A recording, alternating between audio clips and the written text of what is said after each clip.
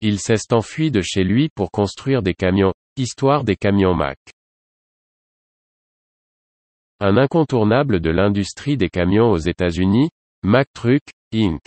est l'un des plus grands producteurs d'Amérique du Nord de camions lourds et de composants de produits majeurs.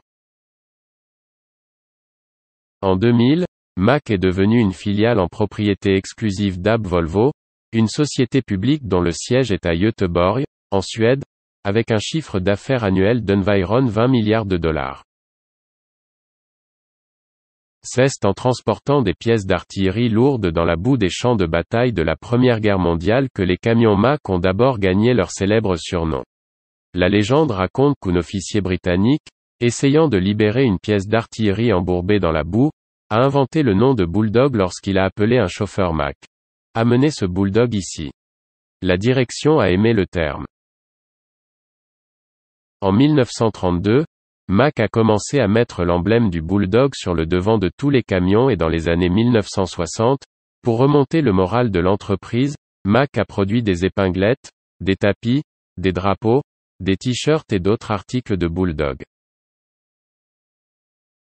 Le Bulldog aux épaules carrées et résolument déterminé était un symbole approprié. Mack, un constructeur de camions pionnier et soucieux de la qualité, avait des antécédents de problèmes de trésorerie et de quasi-effondrement. Le plus jeune de 5 frères, Jack Mack, 14 ans, s'est enfui de sa maison de Pennsylvanie en 1878 pour rejoindre les Teamsters et travailler comme mécanicien. En 1893, Jack, avec son frère Augustus, acheta une petite entreprise de construction de voitures et de chariots à Brooklyn, New York. L'entreprise a été ruinée par les paniques financières des années 1890, et les deux frères ont été contraints de se lancer dans l'entretien et la réparation de moteurs plutôt que de les fabriquer. Pendant ce temps, ils ont commencé à expérimenter de nouveaux types de véhicules automoteurs.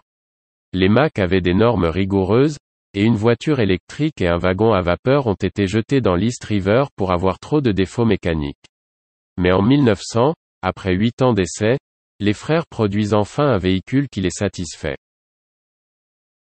Old Number One, le premier bus à succès construit aux États-Unis, était un véhicule à chaîne qui comportait un moteur à 4 cylindres construit par Mack, un embrayage à cône et une transmission à 3 vitesses.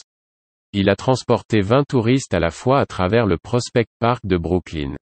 Le véhicule, qui a été converti en camion en 1908 et finalement retiré du service en 1917, a été le premier million de miles de Mack. Les commandes de bus supplémentaires sont arrivées rapidement et Jack et Augustus, rejoints par leurs autres frères, ont constitué la Mack Brothers Company à New York avec une capitalisation de $35 000.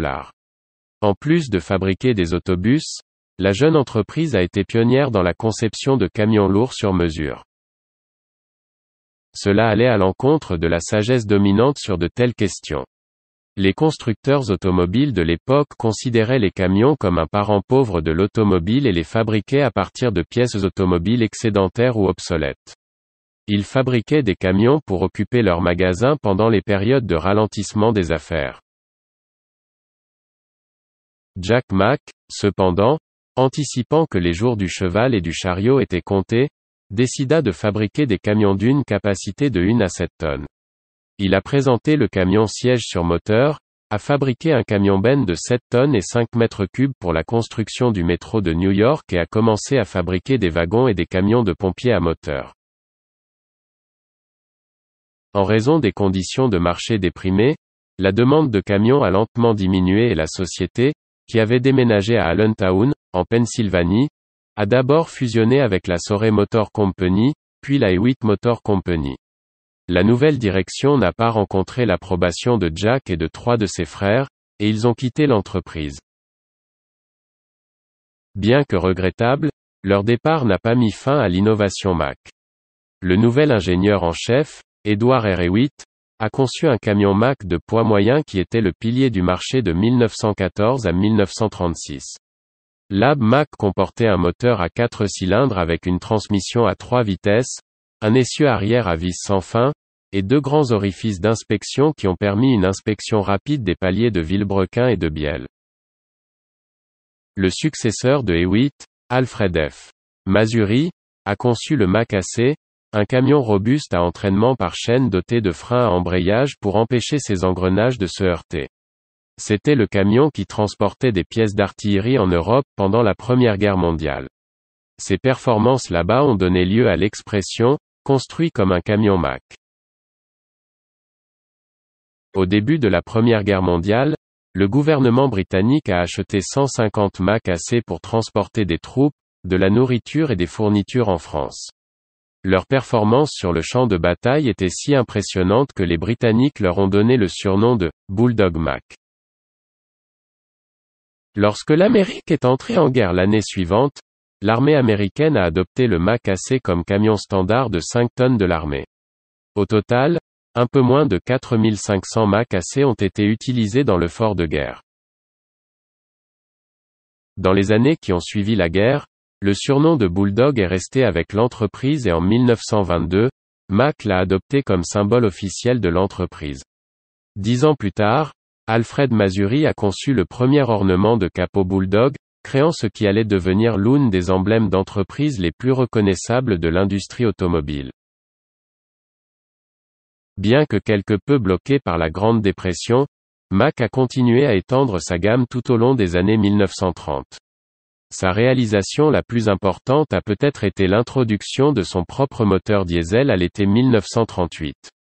En tant que premier constructeur de camions indépendant à produire un tel moteur, cela a grandement contribué à aider l'industrie des camions lourds à évoluer vers l'efficacité de l'énergie diesel. Point. Alors que les camions Mack soutenaient les troupes stationnées dans le monde entier, ils jouaient également un rôle central au pays en aidant à transporter les marchandises et les fournitures de guerre. Dans l'une de leurs mouvements les plus impressionnants, 2 camions Mack ont transporté le corps d'un avion de transport DC-3 de Houston à Dallas en mai 1943. Parcourant une distance de 340 000, il a été rapporté qu'il s'agissait de la charge la plus grande et la plus large transportée sur les autoroutes de l'État. À l'époque, les années 1950 ont marqué une période de croissance importante, alimentée en partie par la mise en place du réseau routier interétatique des États-Unis. Signée en vigueur par le Congrès sous le nom de Federal Highway Act de 1956, la loi autorisait la construction d'un réseau d'autoroutes inter-États de 41 000 milles qui relierait les 48 États contigus. En partie à cause de cette initiative, les ventes brutes de camions Mack ont grimpé à $250 millions en 1956, avec un bénéfice net de plus de 12 millions de dollars. En 1959, les bénéfices nets ont de nouveau atteint un nouveau sommet de 15,8 millions de dollars. En 1965, après des décennies de croissance continue, Mack a annoncé que son siège social déménagerait à Allentown afin de se rapprocher de l'usine d'assemblage principale. La construction d'un nouveau bâtiment du siège social mondial de Mack a commencé et le 28 avril 1970, il a officiellement ouvert ses portes. 5 ans plus tard, un nouveau centre de développement technique et d'essai a également ouvert ses portes à Allentown. Cette installation de 65 acres était capable de faire passer de nouveaux véhicules et composants à toutes les phases de conception et d'analyse, et comprenait une piste d'essai ainsi qu'une chambre à la pointe de la technologie pour mesurer le bruit du moteur et le bruit mécanique. 1 an plus tard, une autre usine d'assemblage a également ouvert ses portes à Macungie, à proximité. En plus d'une vaste croissance, les années 1970 ont également entraîné l'une des changements les plus importants dans la structure de l'entreprise de Mack. En 1979, la société a conclu un accord avec le constructeur français Renault. Cela a permis à Renault d'acquérir une participation de 10% dans Mack, tout en faisant de Mack le distributeur nord-américain de ses camions diesel de poids moyen. Plus tard, cet accord s'avérera crucial pour aider Mack à traverser certaines de ses années les plus difficiles. Les années 1980 s'ouvrent comme l'une des décennies les plus turbulentes de l'histoire de l'entreprise. Au cours des 3 premières années, Mack a enregistré des pertes consécutives de plusieurs dizaines de millions. Bien que l'entreprise soit brièvement revenue à la rentabilité en 1984, les pertes étaient révélatrices d'un ralentissement général qui continuerait d'affecter l'industrie pour les années à venir.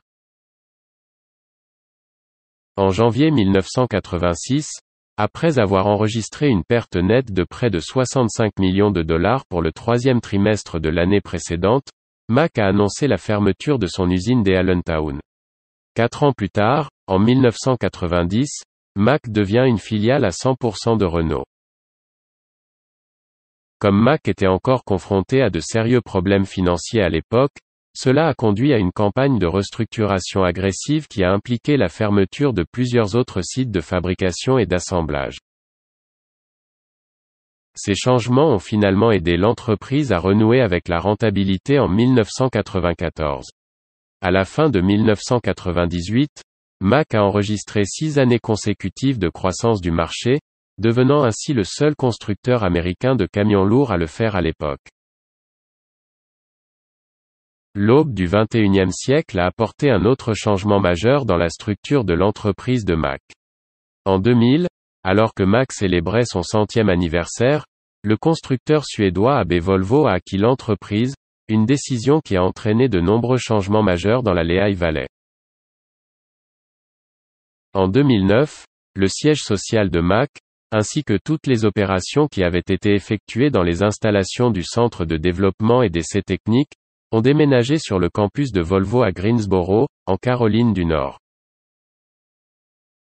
La production de Mack a également été regroupée dans l'usine de Macungie, marquant la première fois en 80 ans que tous les véhicules Mack ont été construits en un seul endroit. L'année suivante, l'ancien bâtiment du centre de développement et d'essai a été transformé en Mack Customer Center. Cette installation dispose désormais d'une grande salle d'exposition d'entreprise, du vaste musée Mack et de bureaux régionaux. Aujourd'hui, chaque camion Mack construit pour le marché nord-américain est assemblé à l'usine du canton de Lower Macungie. L'entreprise est également le plus grand employeur du canton, offrant un peu moins de 1900 emplois.